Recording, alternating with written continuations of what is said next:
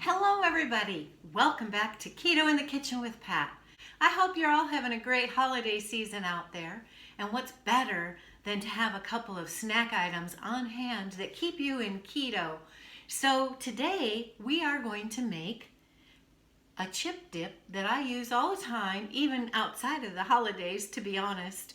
And I dip celery sticks in this chip dip, and that is a really good keto snack. So what we have today, we're going to be doing my mother's infamous chip dip that she always made, and I've just adapted it to eating it with celery sticks instead of potato chips. And the simple ingredients that we have are going to be 1 block of cream cheese, softened, some mayonnaise, and I use the full fat version. I don't use low fat for anything on keto, as you probably already know, and some garlic powder or garlic salt. It's up to you. I like to try to keep the salt down a little bit, so I do use the garlic powder. But if I had garlic salt and didn't have garlic powder, that's fine too. And just a tad touch of some ketchup, and this is sugar-free. So, and a little bit of onion. So we've got cream cheese, mayonnaise, garlic powder or salt, and a little squirt of ketchup.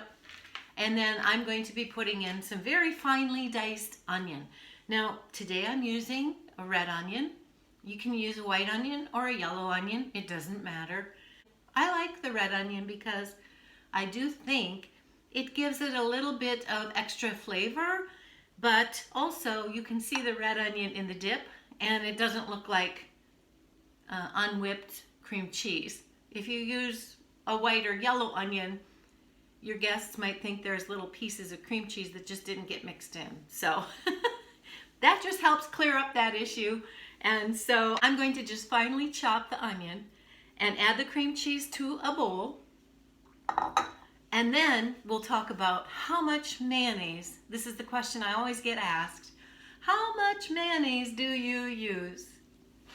Okay, so I very thinly sliced the red onion, and I only have about 3 slices for 1 block of cream cheese. So I'm just going to now cut this up very finely. And you may find that you don't even want to use all of the onion. You can always add a little bit more. Those 3 pieces of onion slices have produced quite a bit of finely chopped red onion. So I might start with that, and then I'll add this if I need it later. I think I'll add just a little bit more onion. Why not? Okay, so there's that. That goes all into the bowl with the cream cheese. Scrape all that goodness off. So there's our onion and cream cheese. Now I just take a little sugar-free ketchup. This is optional. You don't need to use it really, but I think it adds a nice little kick of pink color. So instead of having just a plain white cream cheese dip, this will be a little bit, not pink, but pale, kind of pale color. So just a squirt, just give it a little squirt. And as you can see, that's just not much. That's probably a tablespoon, maybe. We're going to top all of that with a few shakes of our garlic powder. So we just shake, and I put a pretty good amount. Shake, shake. Woo! Now, there's our garlic powder, and that's probably a tablespoon, maybe a tablespoon and a half. That's about, if I had to measure. Unfortunately, I don't measure. Not this. It's so easy. You just put these ingredients in and mix them up and you're done. But everybody always asks how much mayonnaise for the block of cream cheese. And that's the most frequent question I get when asked about this recipe. We're going to take our spoon, and as my mother said, this is her instruction. You use about the same amount of mayonnaise as the block of cream cheese, maybe a little bit more. Okay, did y'all get that? Use the same amount of mayonnaise to the block of cream cheese, maybe a little bit more.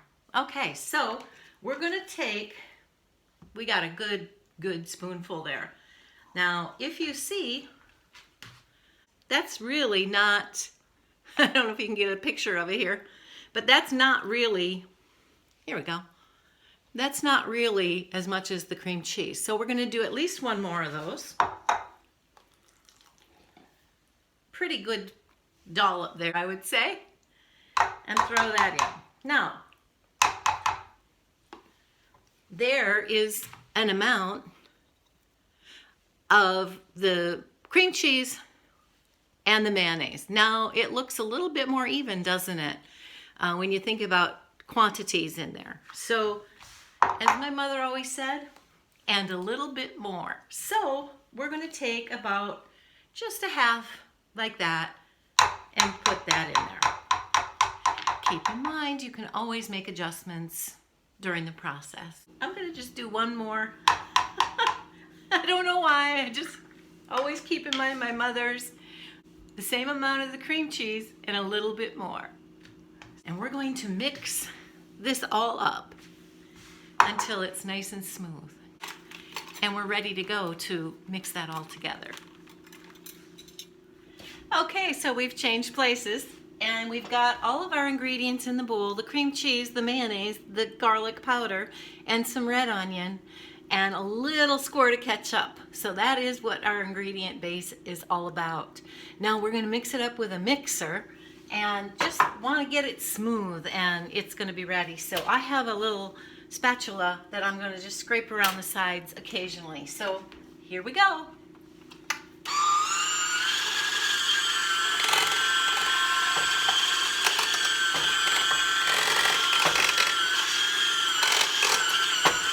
Once you get all of that incorporated, you can turn up the volume a little bit. It's getting there. All right, let's go full blast. Be sure to get in the bottom of the bowl and get the bits at the bottom also. But this is just simple.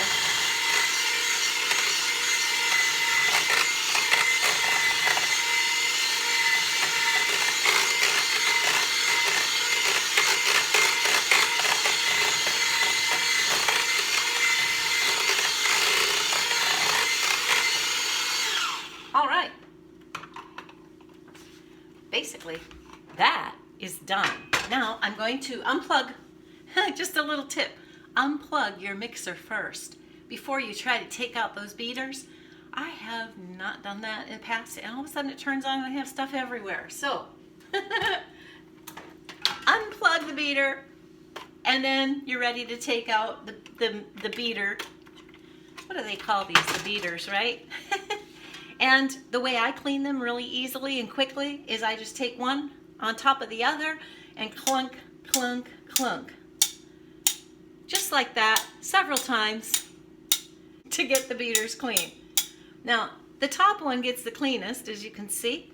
So then I just switch, and this one now is going to be on the top. Repeat the process, and that's just so easy. Click, click, click. And there you go. Those are almost clean, and that's a good way to taste it and see how it is. Just like a kid. Okay, I've transferred everything into a nice dish, and this is going to be in my refrigerator for my snack attacks. Now, if I was going to a holiday gathering, I would put it into a little fancy bowl, but this is perfect for me to keep in my refrigerator. And as you can see, this is the perfect amount. So I know from this amount that it's filled up to this point that I use the correct amount of mayonnaise that I need for my serving.